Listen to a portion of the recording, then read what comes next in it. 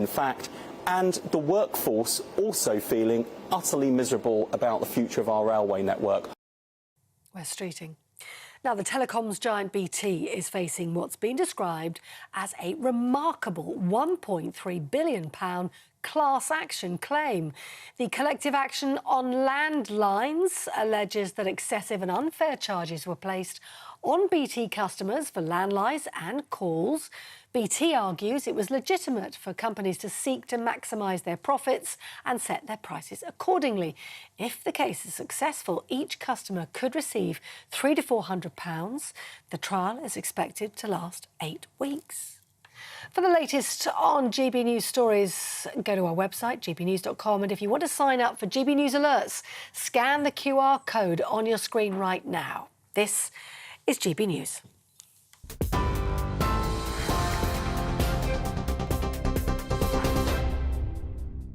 Thanks for that, Polly. I'm Michelle Dewberry, keeping you company till 7 o'clock tonight. Alongside me, I've got my panel, the PR consultant, Alex Dean, and the co-founder of Together Declaration, Alan Miller. Good evening, gentlemen, to both of you. And, of course, you guys at home are very welcome tonight, too. Get in touch with me tonight. What's on your mind tonight? Get in touch all the usual ways. You can email me, gbviews@gbnews.com, or you can tweet or X me at GBNews. Are you in Northern Ireland, for example? What do you think about the goings on there relating to Stormont? Alex, your thoughts? Big fan. I think that the more quickly we can restore local government to Stormont, the better. Do you think it'll actually happen, ladies and gents at home? I'll let you be the judge of that one there, Alan. I think it should definitely happen, and the sooner that we can do that, the quicker, so we agree on that. Well, you bring me up to speed with your thoughts. I do like hearing from you on the ground. Are you in Northern Ireland? What do you make to it all? Let's talk more broadly, though, when it comes to the UK, shall we? Because, get this, in statistics that have been released today, I hope you're sitting down, right, because these are shocking. You will never imagine what I'm about to tell you. You won't have seen it coming. This will be completely news to you. Not. The UK population is going to be growing now by huge numbers. I mean, I say this with a kind of little bit of sarcasm in my voice because we all know now by now that things like net migration is out of control. But population now is set to grow by over 6 million people by 2036. I press pause on that because you just have to absorb these kind of volumes. And you're saying, Alex, and correct me if I'm wrong, you don't really see the problem. You think that it's quite pessimistic to be overly concerned about this fast population growth because, to me, it is a sign, and to many other people, it's a sign that the Tories have lost control of one of the key points that people voted on, for example, when it came to Brexit a few years ago. I'm quite liberal on migration, and we're one of the largest islands in the world. I think there's a lot of space in the United Kingdom. What I'm wholly opposed to is a loose attitude towards illegal migration and people being relaxed about people bringing small boats across the channel. Lawful migration to this country, as long as we control it, I'm entirely in favour of.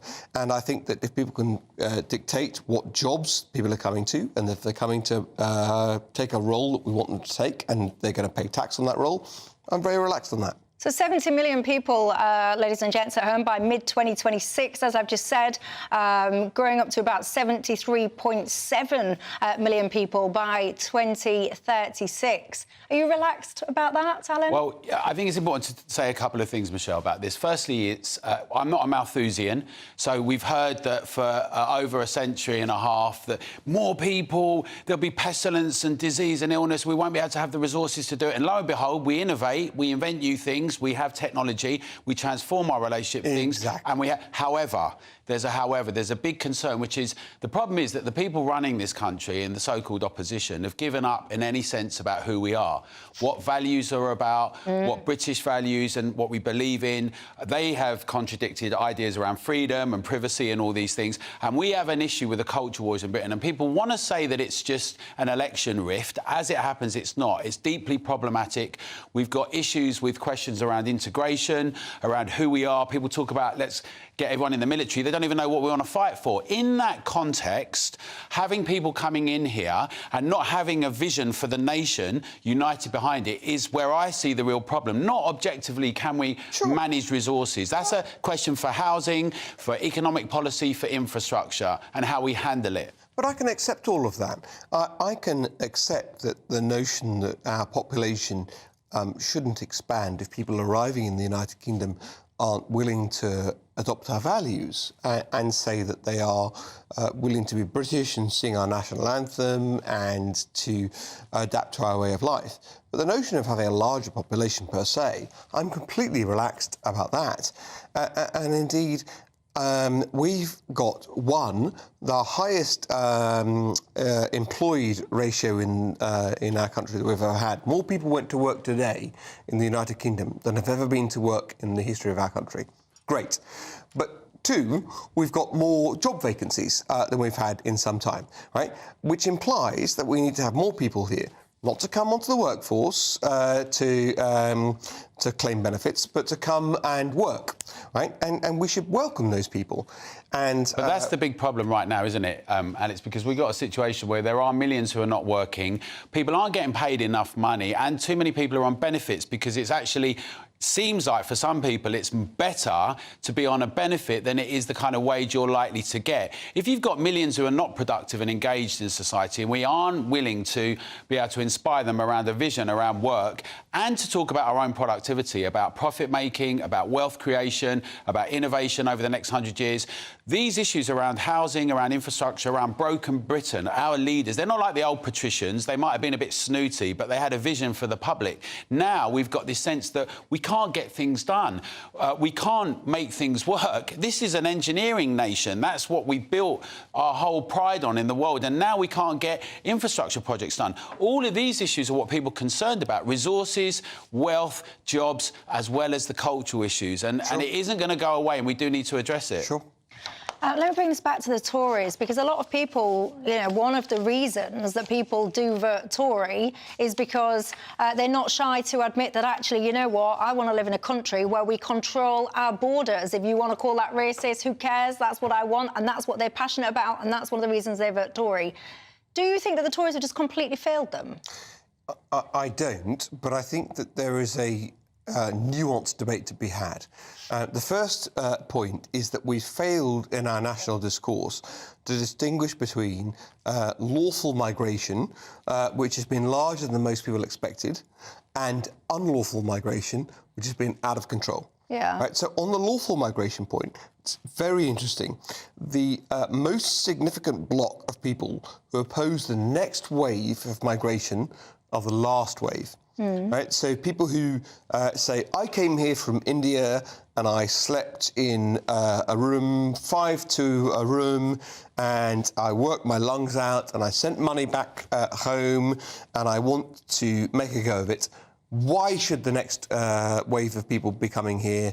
And they're able to send money back to Poland or wherever, because the last wave, generally speaking, from the Commonwealth, and the current wave but of what's lawful that got to do with migration. Tory policy? So this is my point. So on the lawful side, people on the last wave of migration, they resent the next wave. On the unlawful side, the inability of the current government to control small boats over the channel is something that doesn't make a meaningful difference to the population control in this country, but it makes a massive difference in political terms. And that challenge is one that I think Sunak can control. Now, Can I just say on this, right? I've got to just say, Alex, that to be fair, both the Conservatives, and it looks like Keir's running now with lots of votes, but all of them are washed out and finished on this. I think the British public feel very, very disillusioned. There's very little on offer, and it's time for something new. It is impossible that we've got a situation where, with the Home Office and our civil service, that we've got civil servants that are blocking mechanisms that politicians are doing, and that we haven't been able to fully take a lead and deal with the situation, right? This is a farce. And I think that the thing is, it's not just with borders. We see this across the board. And it's the fact that we've got technocrats, and they're largely indistinguishable right now between Conservative and Labour, right? You've got a lot of technocrats. You've had a bit of a coup with what happened before. You've got a situation where they like the blancmange, and many of them, let's be honest, frankly, are a bit more globalist. And what people in Britain are crying out for is some proper leadership, some honesty and some transparency, and getting things done. And that's not happening, right? Because I tell you why. I think it was squandered, Brexit, what you've said, Michelle, right, where the public said, this is what we want to have happen. We can assert our sovereignty. It's been squandered and it's been thrown back in our face. Well, hang on. Brexit was a long-term project, and I don't need to concede that the long-term project has been squandered, because it's a generational majority in 2019. And that has not been in any way used in the way that those of us who wanted the Conservative Party to win at the election wanted to see.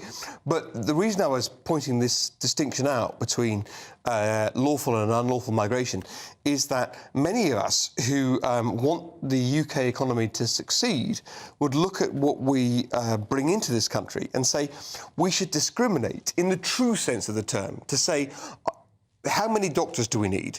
OK, we'll allow those people in. Yeah. We don't need that many carpenters or plumbers in, because we've got people trained in that skill. For argument's sake, we won't allow those people in. And that's where we are failing properly to control our borders. We've masked that... Hang on, Michelle. We've masked that discussion with the argument over the relatively small but politically high-profile discussion over people coming unlawfully by small boats from Calais. Well, you can also see it in education. You see it across the board, right? You can now come from abroad. Russell University colleges paid for, foreign students, money. We've got a situation where across the board, why are we not training doctors in the UK enough? Why do we not have this robust approach where we inspire our workplace? This is what's missing, a proper discussion about a national rejuvenation for what the public needs, and the public should be at the heart of it. And I can't see that happening from Conservative or Labour. We need it in Britain. What do you make to it all, Herm? I'll let you have the final say. Are you relaxed about population growth? Do you think, yes, it's optimistic to let every single person come in as long as they are developing and expanding the economy, perhaps? Or are you someone that goes, hang on just a second, what about how, I think it was you, Alan, was mentioning integration or lack of? Do you feel like your town, your city, your high street, your neighbourhood is completely changed from what you once remember it to be? Do you say that immigration is to blame for that? Do people integrate where you live? Let me know your thoughts on all of that. I could spend my entire show talking about that. Well, I could see you now. My inbox is on fire. You guys have got strong opinions on it too. After the break, I'll bring some of you into the conversation, but I also want to talk to you about train strikes as well. Are you still supporting those on strike? And why are we not enacting properly these minimum service level laws? People seem to just shrug their shoulders at them. Why? Also, do we need to do more to back British farmers? You tell me.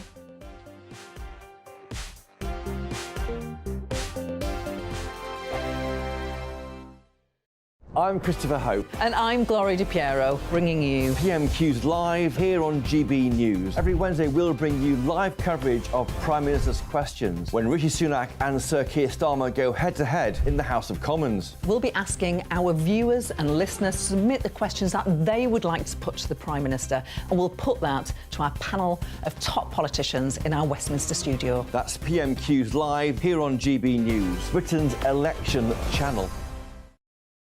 Good afternoon, Britain. Good afternoon, Britain. Join us, Tom and Emily, To find out what's happening in the heart of Westminster. and why it matters to you. Weekdays from midday, we bring you the most compelling stories from across the United Kingdom. And from your doorstep to our inbox, That's right, we want to hear from you, GB News. Britain's news channel.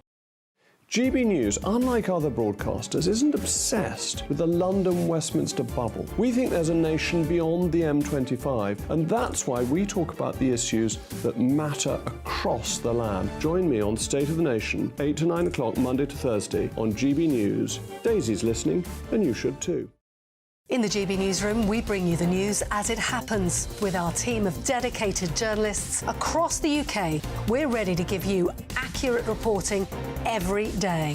When the news breaks, We'll be there with bulletins on GB News, the People's Channel, Britain's news channel. Big news, big debates, big opinion.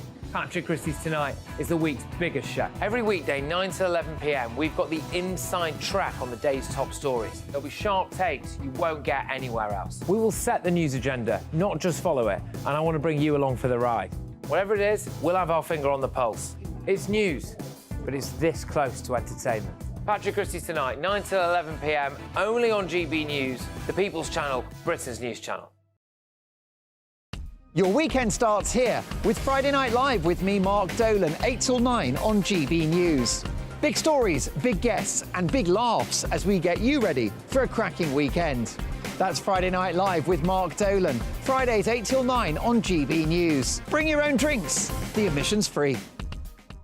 I'm Andrew Doyle. Join me at 7 o'clock every Sunday night for Free Speech Nation, the show where I tackle the week's biggest stories in politics and current affairs with the help of my 2 comedian panellists and a variety of special guests. Free Speech Nation, Sunday nights from 7 on GB News, the People's Channel, Britain's news channel. Wake up to the headlines with Headliners every morning at 5 a.m. We treat you to the day's biggest stories before anyone else, 7 days a week. You can catch up on everything you need to know before you've even had your kippers. Headliners every morning at 5 a.m, only on GB News, the People's Channel, Britain's news channel.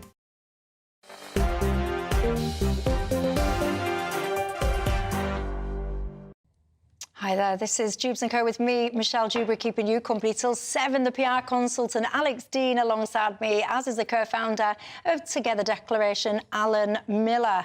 Many people, Heather says, can you tell Alex Dean, yes, so far out of step with the majority of those who live in the UK. You're saying Alex Dean and those people like him are the reason the Tories are heading for disaster. I can tell you now, so many people, if you just tuned in, you're wondering what on earth has he done now.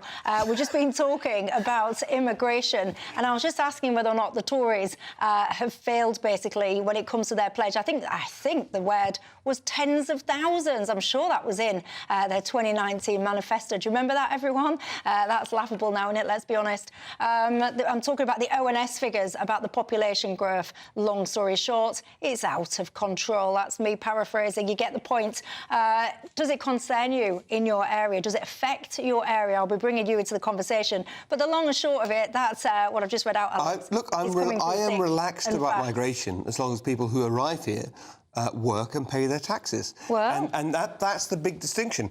People are rightly resentful of those who arrive in their communities and immediately start claiming benefits. That is a totally reasonable point. People who come here and work and pay tax, we should welcome that. But do you know what? We've had too much of people just patronising us, too much of politicians. At Together, the reason why we say we've got to make the public at the heart of things and strong and win them over hearts and minds is because we believe that what we need, the public, is key. And we've just seen a lack of commitment to things, being promised some things and not doing them, and the public are fed up with it. And to be honest, the Conservatives deserve to be punishing this, but the Labour are no alternative, and we need something new in Britain. Alan, I'm not making a party political point. You and I both know people who arrive in this country are willing to work hard and do basic jobs, right? They may be cleaning, they may be running a pub, they may be working in an environment that no British person immediately puts their hand up to. They may be pulling fruit or veg out of the ground, right? Those people are doing jobs that we need to do them, that we need to be done, and paying tax, and those things are more beneficial for our country than people who arrive and pay and immediately start claiming benefits. We should be willing to have that robust discussion. And I know, I've looked at my phone. I know I'm getting it in the neck from Michelle's viewers, right? Yeah. I know that. And that's just off his own family texting him saying, what on earth are you doing, Alex? I am relaxed about migration to this country as long as people arrive, earn and pay tax. That's the distinction. Well, you can have the final say. We're bringing you in on it. Don't worry about that. But for now, I want to talk to you about train strikes. It's happening again. I've got to say, right, I barely even notice train strikes these days because I've adjusted my attitudes towards the trains. I don't really rely on them anymore. They've lost my business now. Actually, I was going to say, except in the case of, I don't know, literally if my car had stopped working and I had to go, for example, to Hull, I might rely on them then. But other than that, people have worked around it. They've figured out now you can work from home, you can get on your car, you can get on your bike or whatever it is. You've got these minimum service levels now. They seem to be a bit of a joke, really, because companies, unions, whatever, seem to shrug their shoulders and say, you know what, we're not going to enforce them. Downing Street now is saying that they're going to consider strengthening these minimum service levels. What do you make to it? I'll ask you a simple question. Are you still backing the train drivers or not? Alex Dean, where are you on it? I have never backed the train drivers. They've been disproportionately well paid as compared to other public sector workers.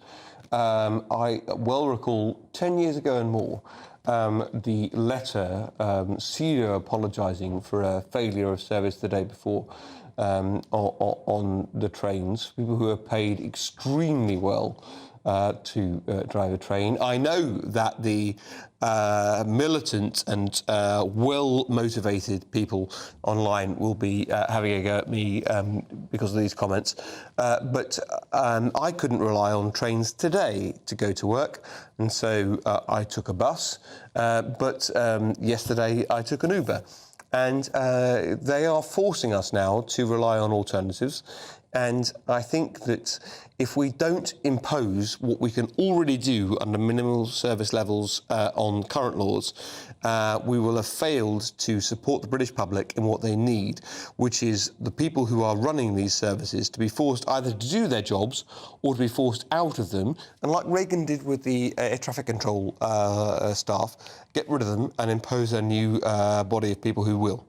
Well, I'm always flabbergasted by how ready the government and the opposition are to impose more laws and not even enact the laws they've got. And we have ever more legislation like we see in the States. My concern is with this legislation about minimum service level is I believe in the right to strike and I believe in workers being able to do that. And they want to cause disruption. That's the truth, right? However, there's an issue. We've had a cost of living crisis, cost of lockdown crisis. The last 3 years, the way all this money's been spent, quantitative easing actually since 2008, complete disregard for being sensible with the economy, and we've not had proper investment in infrastructure, and we've got a situation where people on the front line are impacted. What we need is a discussion with the public and workers and the big utilities about how we can improve that for everyone. There's not a grown-up conversation in this country about what's going on, and therefore this whole Punch and Judy, are you for this and are you for that, isn't getting down to the nitty-gritty. Yes, they need to negotiate and get it sorted out, and the union shouldn't be just doing it to try and beat the Tories. This should be about... But I didn't see any of these unions representing the members when there was a mandate implemented, as it happens, by the Tory government for vaccines. So you've got this irony going on here, and actually the public are getting fed up with it. Spot on. And if I can have this argument about healthcare staff, about their duty to continue running hospitals, bear in mind we had A&E departments close in recent times because of strikes about money. If I can support this argument when we're talking about barristers and courts no longer being able to sit because of strikes in favour of having more cash, then I certainly think we should say that railway drivers should continue providing the service the minimum service requirement. They should continue providing service whilst they negotiate and keeping the trains running so that we can have a train service whilst they debate with the government. I've got a graphic on the screen. I'll describe it to you in case you're listening on the radio, not watching. It's pay change, basically, relative to 2011 prices. So I've got a few different professions there. The one right up top there, the big black line you can see, that is your train drivers. At the bottom there, you've got your medical practitioners, all employees. You can see in the light blue, that's below train drivers. The point is that I'm trying to demonstrate on this graphic here, the source ONS, is that train drivers have had a pretty good deal I've got to say, when it comes to comparing that pay with those prices back in 2011, they've not done very badly, to put it mildly. The Department for Transport, they've issued a statement and basically said ASLEF's leadership is refusing to let their members vote on an offer that would see the average train driver's salary increase to £65,000. ASLEF bosses should put it to their members so we can resolve the dispute which has already happened with other unions. You said something that I found interesting, Alan. You said you support people's right to strike. So let me ask you this. What trumps what? People's right to strike or people's right to access services? Yeah, this whole trumping thing, I think that we should have a right to strike, making new legislation that when people vote overwhelmingly to come out and then to try and change things round with laws that prevent that happening is actually anti-democratic, and I've got big concerns about democracy. I know, but you know what? If you want to, but just to answer the point about the train drivers and the money and all of that, train drivers themselves, some of them have, relatively speaking, done OK at a certain point in their career. But there's a range of other workers on the trains as well that are not paid in the same way. I'm actually for people to be paid much more money and for us to be making more profit. Our trains cost us much too much money. The public's paying too much for them. It needs to be more efficient and better run and better executed. But it's possible to think more... Hang on, it's possible... So let me just finish this point, because, again, it's this kind of, are you for this or are you for that? I want to see... Well, yeah, because you can't have everything. If people want to strike for their wages and they're entitled to it, then you have to accept that ultimately people, therefore, will not be able to access services that they've paid for. Yes. I think I think those people that are doing that should win over the public or not. A bit like we see with the French farmers and the Dutch farmers now, where the public have come out and the German farmers have supported them against these net zero impositions, where they really like what's going on and they say, we're backing you. See, that's one of the things that's not happening. A proper debate, winning over hearts and minds. People say, well, they kind of agree with the train operators, but then we've got the unions, many of whom are very political within it all, who've got an agenda in an election year. But it's possible to think more than one thing at once. I can completely agree that people have the right to strike. And I can, on the other hand, think that 65k as a entry wage is a reasonable amount of money to be paid, and the point at which we should say you should continue working whilst negotiating. Right? My point would be that if that's the offer, we should continue being able to get on a train and go somewhere whilst having the debate, rather than shutting down the trains. That's the point. The notion that you should suspend your services rather than continuing to provide it in the course of these debates, that's what bothers me. I completely concede people have the right to strike. I completely concede that we've got a cost of living crisis. I completely concede that inflation means this value isn't what it was. But surely you should continue negotiating whilst working. Colin, he says, so let me get this straight. Train drivers who basically operate a start-stop button 4 days a week, demanding the same money, essentially, as things like airline pilots who fly you safely across the Atlantic Ocean in all weathers. Are you a train driver? Is that all you do? Press start and stop on a button? I think you might dispute that.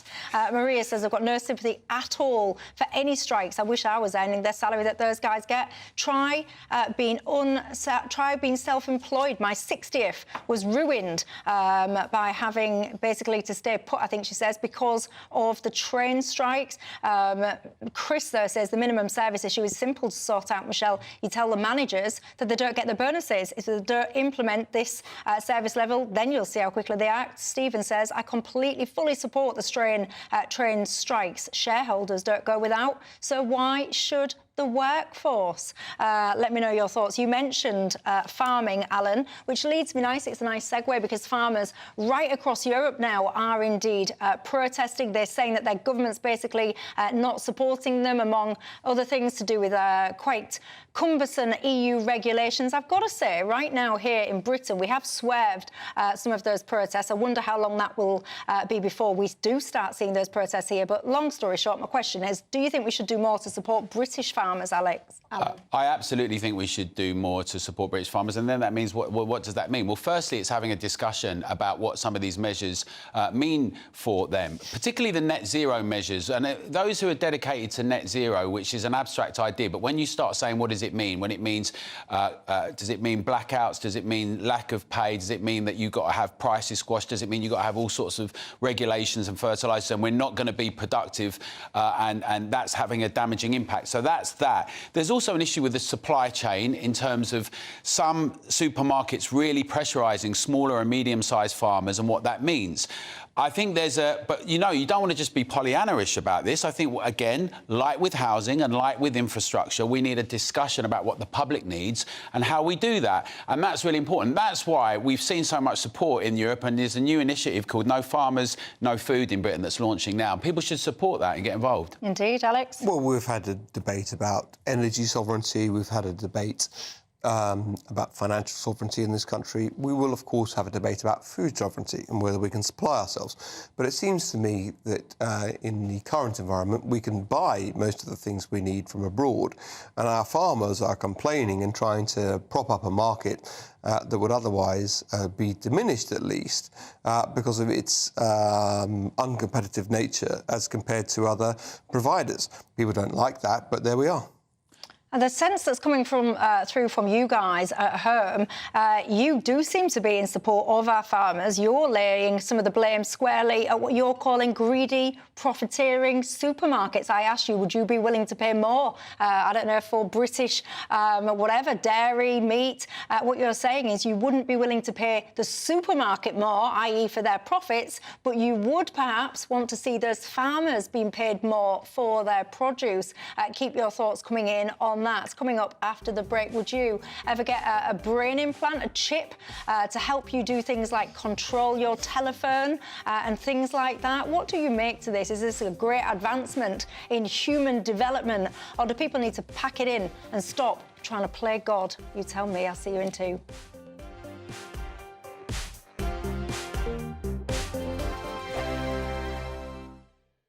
2024, a battleground year. The year the nation decides. As the parties gear up their campaigns for the next general election. Who will be left standing when the British people make one of the biggest decisions of their lives? Who will rise? And who will fall? Let's find out together. For every moment, the highs, the lows, the twists and turns. We'll be with you for every step of this journey. In 2024, GB News is Britain's election channel. Your weekend starts here with Friday Night Live with me, Mark Dolan, 8 till 9 on GB News. Big stories, big guests and big laughs as we get you ready for a cracking weekend. That's Friday Night Live with Mark Dolan, Fridays 8 till 9 on GB News. Bring your own drinks. The admission's free. Wake up to the headlines with headliners every morning at 5 a.m. We treat you to the day's biggest stories before anyone else, 7 days a week. You can catch up on everything you need to know before you've even had your kippers. Headliners every morning at 5 a.m, only on GB News, the People's Channel, Britain's news channel. In the GB Newsroom, we bring you the news as it happens. With our team of dedicated journalists across the UK, we're ready to give you accurate reporting every day. When the news breaks, we'll be there with bulletins on GB News, the People's Channel, Britain's news channel. Big news, big debates, big opinion. Patrick Christie's Tonight is the week's biggest show. Every weekday, 9 to 11 p.m, we've got the inside track on the day's top stories. There'll be sharp takes you won't get anywhere else. We will set the news agenda, not just follow it, and I want to bring you along for the ride. Whatever it is, we'll have our finger on the pulse. It's news, but it's this close to entertainment. Patrick Christie's Tonight, 9 to 11 p.m, only on GB News, the People's Channel, Britain's news channel. Good afternoon, Britain. Good afternoon, Britain. Join us, Tom and Emily, To find out what's happening in the heart of Westminster. and why it matters to you. Weekdays from midday, we bring you the most compelling stories from across the United Kingdom. And from your doorstep to our inbox, That's right, we want to hear from you. GB News. Britain's news channel. GB News, unlike other broadcasters, isn't obsessed with the London-Westminster bubble. We think there's a nation beyond the M25, and that's why we talk about the issues that matter across the land. Join me on State of the Nation, 8 to 9 o'clock, Monday to Thursday, on GB News. Daisy's listening, and you should too. I'm Andrew Doyle. Join me at 7 o'clock every Sunday night for Free Speech Nation, the show where I tackle the week's biggest stories in politics and current affairs with the help of my 2 comedian panellists and a variety of special guests. Free Speech Nation, Sunday nights from 7 on GB News, the People's Channel, Britain's news channel.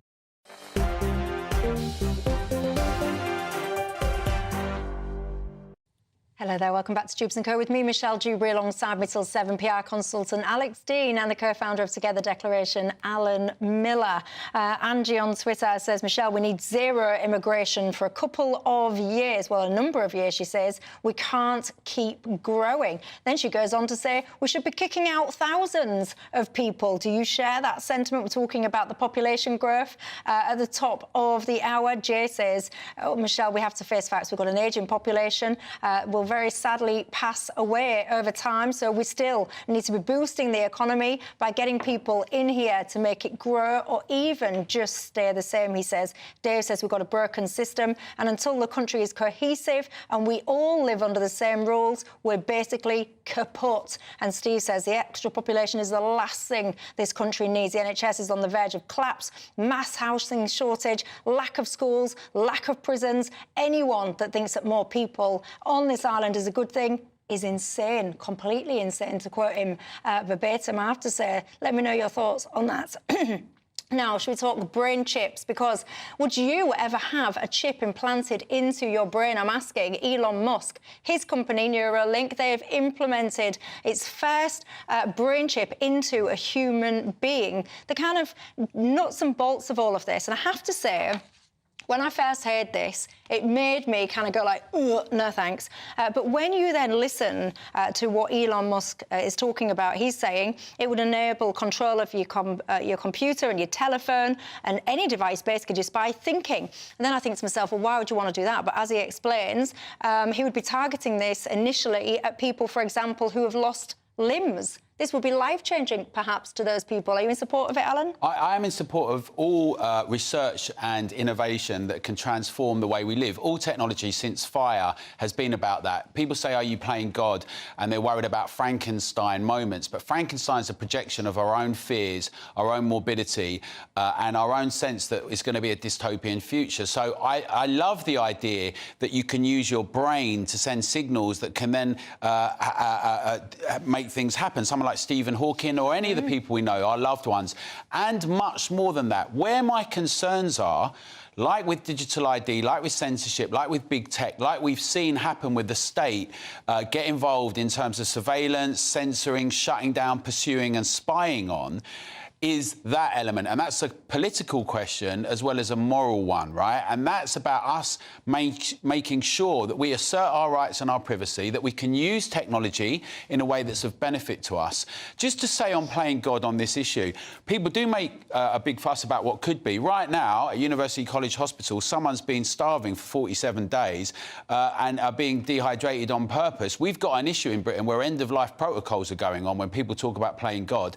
So I do find it slightly contradictory that people challenge some of these things, but that kind of stuff is going on at the same time. I think those end-of-life protocols are a very interesting point you raised, and I do think we should have a proper debate about that another day. You've prompted my mind on that, so thank you for that. Alex, your thoughts on this? I'm all in favour of people being able to control technology and use technology to influence the environment around them. What I'm opposed to is the environment controlling the individual, the systems being used to dictate what the individual can do. And the trouble is the ability that we have to distinguish between a technology that says, here's something that empowers you to control the environment around you, as compared to here's a technology that will control us to control you. Reg says, Michelle, hang on, of course it's not fair to say that Elon Musk is playing God. He is simply just trying to improve people's lives. Is that something, a view that you share? But that's how it starts. Well, do you what about prosthetic limbs? Prosthetic limbs. That's where it starts. In fact, everything that we've tried has had the argument where people have said that's where it starts. What it really represents is a sense that we cannot be in control of our future, that there are going to inevitably be draconian, dark elements that take control of it. What we've got to make sure, that battle's always there, Alex, you know it is, right? Yeah. From the very moment of Jefferson and others, there was a debate, do we have more coercion or do we have more freedom? And that's the realm of politics, and it's up to us to insist that we've got it and make sure, when you've got big conglomerates and you've got big oligopolies influencing governments, that we, the public, the people, assert ourselves and make sure these issues that many have fought and died for, enlightenment issues of freedom and privacy, that we uphold them, because clearly the people in power don't want to hold on to them. Hang on. There are individuals who society might have looked at in the past and said, your quality of life, we say, is not worth living. And that individual, by the blink of an eye, by the movement of a finger, might say, actually, my life is well worth living. And then we empower and equip them with technology to be able to demonstrate their emotions and to communicate to others and say what they are thinking. And those people would say their life is well worth living. What I am concerned about is technology imposed on individuals where we can then control their lives. That's the step justified under the first part. The second part is what I'm concerned about. Slippery slope, Alex is concerned about. Do you share those concerns? Anthony says, I've had deep brain stimulation, DBS, installed recently. This involves wires in the brain. I must confess, I don't know much about this. Wires in the brain controlled by a pacemaker-type box. He says it was early days for him, but it was initially pretty scary, he says, but he's being hopeful because he's hoping it will help with his Parkinson's and dystonia, is that how you say it? He's willing to try anything, he says. Well, best of luck with that, Anthony. Ian goes to the other end of the spectrum and he says, every politician, Michelle, should have a brain implant programming type thing, trying to put Britain and the wishes of the electorate first in their mind. Whoa, there you go. What do you make of that? Would it make much difference? I don't know. You get in touch and you tell me. I'll be bringing you into the conversation more after the break, so don't go anywhere. I also want to talk to you about whether or not we need coppers, the 1p's, the 2p's I'm talking about, or is it time to phase them out?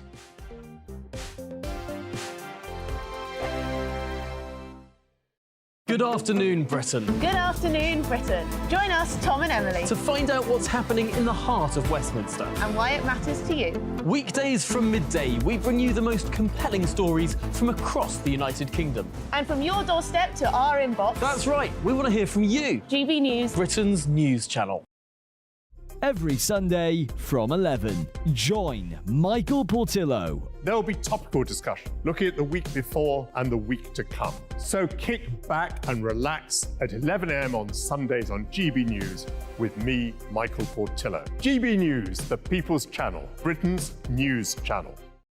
Your weekend starts here with Friday Night Live with me, Mark Dolan, 8 till 9 on GB News. Big stories, big guests and big laughs as we get you ready for a cracking weekend. That's Friday Night Live with Mark Dolan. Fridays 8 till 9 on GB News. Bring your own drinks. The admission's free. Big news, big debates, big opinion. Patrick Christie's Tonight is the week's biggest show. Every weekday, 9 to 11 p.m, we've got the inside track on the day's top stories. There'll be sharp takes you won't get anywhere else. We will set the news agenda, not just follow it, and I want to bring you along for the ride. Whatever it is, we'll have our finger on the pulse. It's news, but it's this close to entertainment. Patrick Christie's Tonight, 9 to 11 p.m, only on GB News, the People's Channel, Britain's news channel. Join us every night on GB News at 11 p.m. for Headliners, which is 3 top comedians going through the next day's news stories, which is exactly what you need, because when the establishment has gone crazy, you need some craziness to make sense of it. Headliners. You don't have to bother reading the newspaper. We've got it covered for you. Every night at 11 p.m. and repeated every morning at 5 a.m. We won't send you to sleep like some of the other paper review shows out there. So join us 11 p.m. every night on GB News. The People's Channel, Britain's news channel. Tired of the usual focus-tested, pre-prepared Westminster runaround? Well, so am I. So you want higher taxes? Is your department to blame for this? Are you rethinking this policy? Every Sunday at 9:30, I'll be sitting down with those in power to get the truth about the issues affecting you. Let's be honest, we've known about the cost pressures of this project for years, not months. That's the Camilla Tominey Show, a politics show with personality. On GB News, the People's Channel, Britain's news channel. I think the most exciting bit for me is talking to people. People who I think are ignored often by the major news channels. We're going to give news they want to hear. There's a voice there that needs to be heard. I think there's a chance here for a diversity of opinion to be expressed, which you don't find elsewhere. It's really exciting. We don't hold back. We're free to say how decisions that are taken here Affects us all around the country. Only on GB News, the People's Channel, Britain's news channel.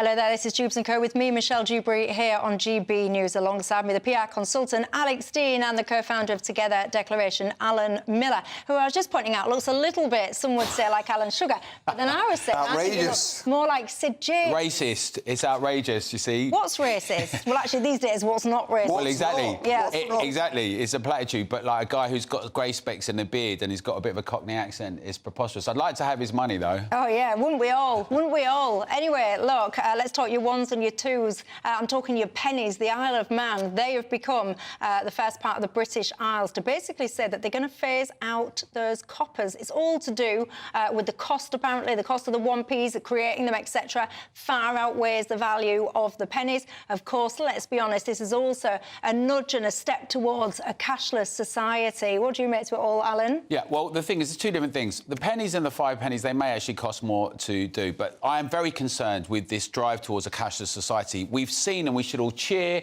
in Ireland, they're saying they're not going to allow a cashless society now. That's fantastic. We need to insist on that here. In the last year, many more people are using cash. They've been insisting that bank branches stay open because people need to access them.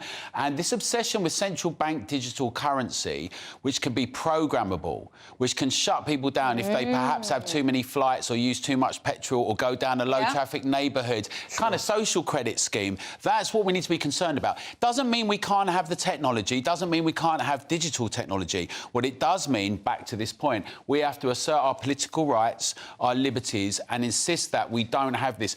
Because we've seen already, haven't we, people being debanked for the wrong kind of views. We've seen the truckers have bank accounts seized because of they're not doing the right kind of approach, even though now people like Devi Sridhar and all that come out and say, oh, sorry, I got it wrong, sorry. We've seen all these things happen, so we have to be very concerned about it. Cash should be king and we should retain it. Yes, I'm all in favour of cash being king and being able to use cash and banks staying open. None of those things are and people not being debanked, of course. None of those things are arguments in favour of retaining the 1p piece, which cost us as a country considerably as a fractional cost more than the value of a 1p piece, and is no longer of any real use.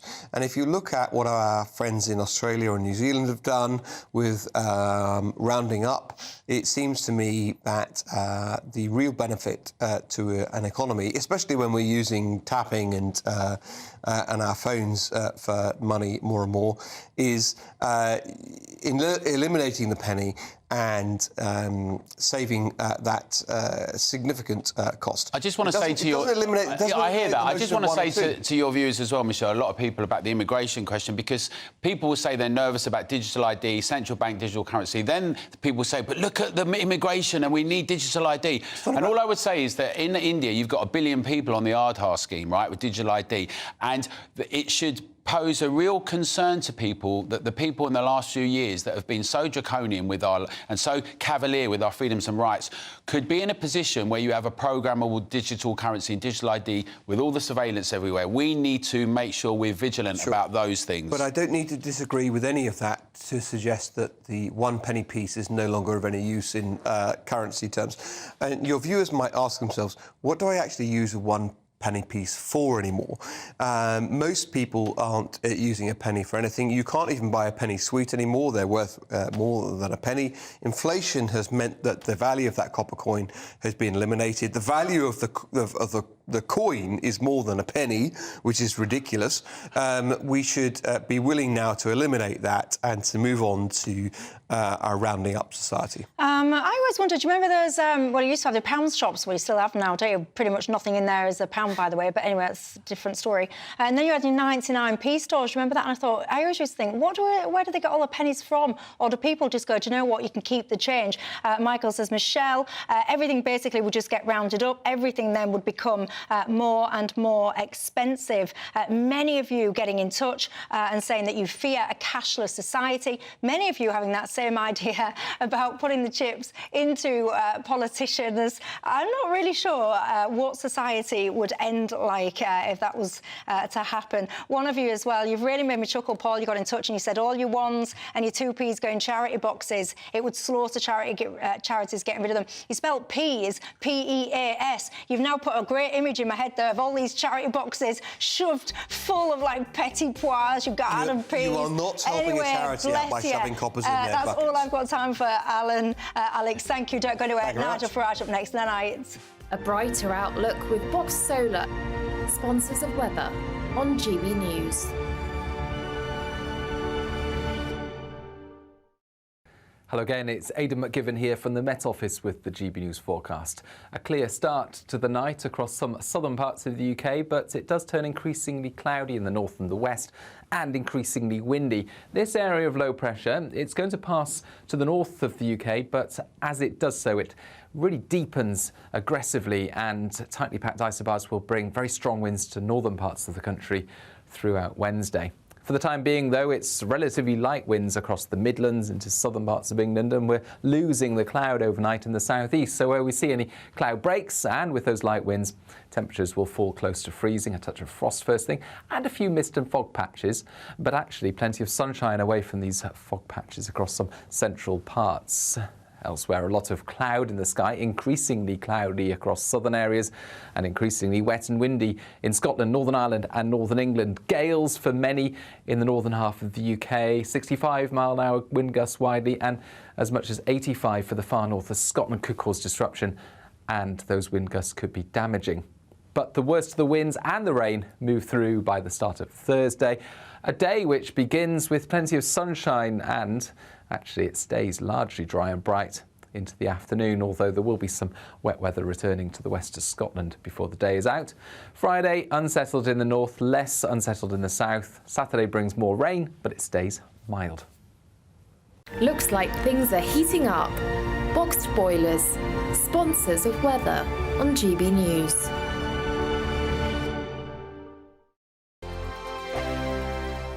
When the news happens, it happens here. And really important breaking news. Breaking news this morning. On TV, radio and online, the news starts here on Britain's Newsroom. All the biggest stories and the answers that you need from across the UK and beyond. Join Britain's Newsroom from 9:30 on GB News. The People's Channel, Britain's news channel.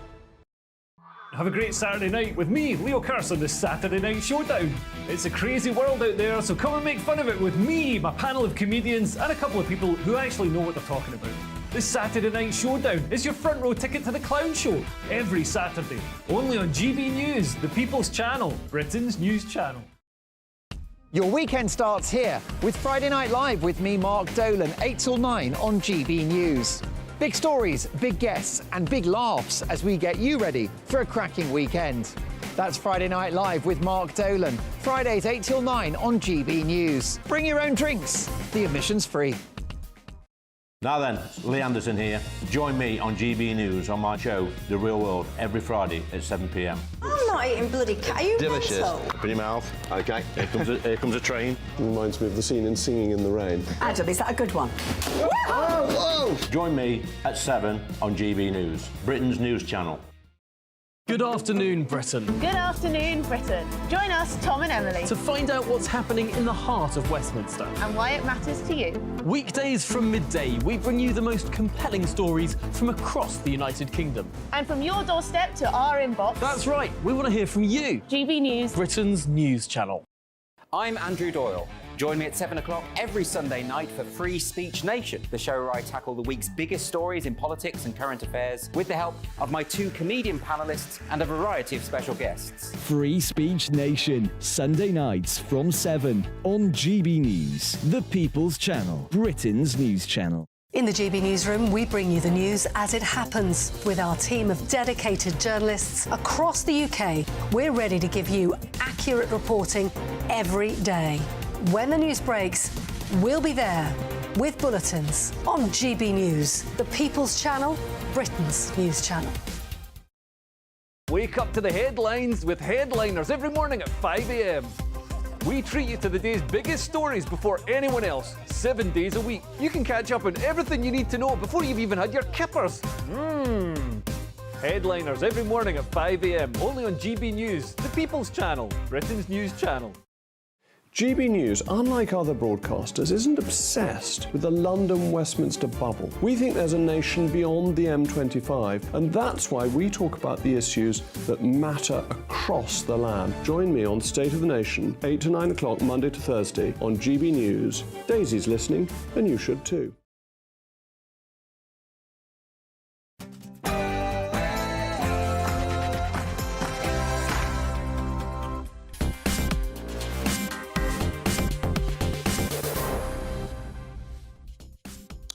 Good evening. For years I've said that the population explosion is the biggest crisis facing our country. Well, today's figures out from the Office of National Statistics might just wake up the rest of the country, maybe even some of our politicians too, you never know. We'll go to Paris. We'll find out, do the French farmers really want to starve Paris out, as it's only got 3 days